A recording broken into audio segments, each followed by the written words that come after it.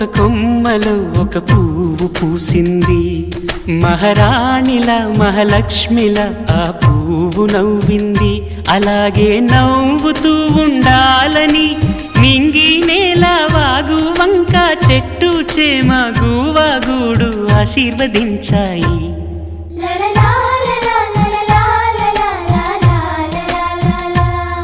ఒక తోటలో ఒక కొమ్మలో ఒక పువ్వు పూసింది, మహారాణిలా మహాలక్ష్మిలా ఆ పువ్వు నవ్వింది.